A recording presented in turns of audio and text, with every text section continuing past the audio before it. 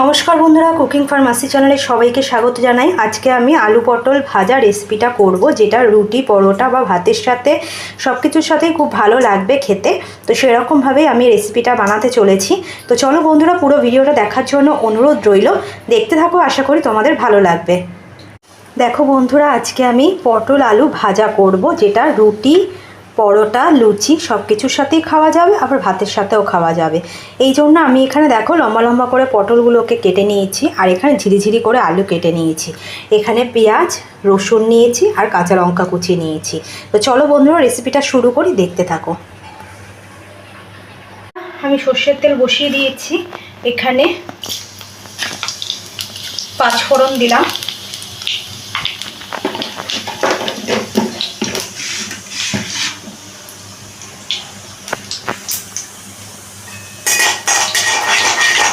পাঁচফোড়নটা একটু ভেজে নিচ্ছি।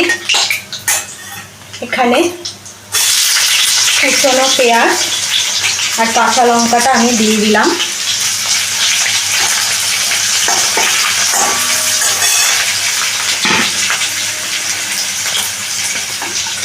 আর এখানে রসুনগুলোকে আমি থেতো করে কুচিয়ে রেখেছি, রসুনগুলোকে দিয়ে দিলাম।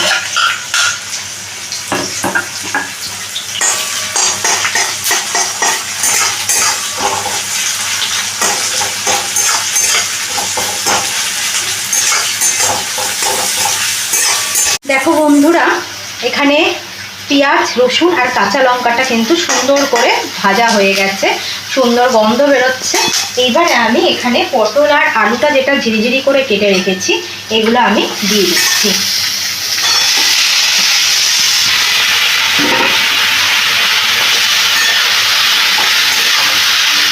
ভালো করে মিশিয়ে নিচ্ছি।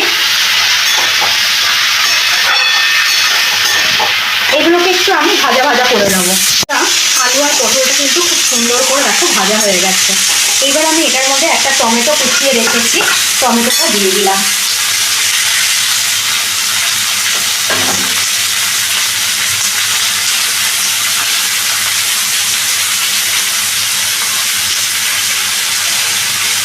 স্বাদ মতো নুন দিচ্ছি,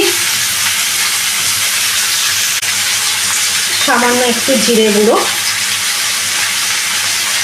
একটু লঙ্কা গুঁড়ো আর একটু হলুদ গুঁড়ো।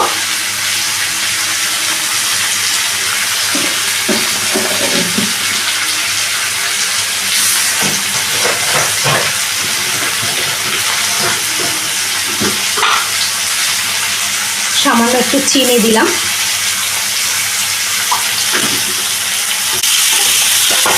দেখো বন্ধুরা, এটাকে কিন্তু আমি ভালো করে কষিয়ে নেব, আরও ভাজা ভাজা করে রান্নাটা করব।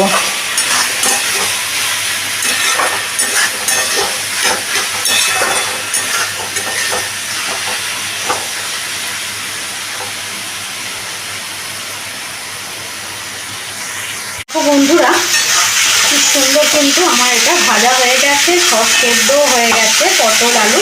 এবার আমি এটা ওপর দিয়ে একটু ধনেপাতা ছিটিয়ে দিচ্ছি।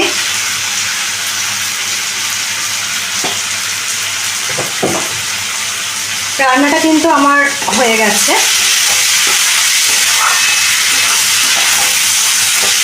বন্ধুরা, এই রেসিপিটা যদি তোমাদের ভালো লেগে থাকে, তোমরা প্লিজ ইউটিউব থেকে যারা দেখছো লাইক করে শেয়ার করে ফলো করে দিও, আর ফেসবুক থেকেও যারা দেখছো তারা লাইক করে শেয়ার করে ফলো করে দিও। এবার এটা আমি নামিয়ে নেব।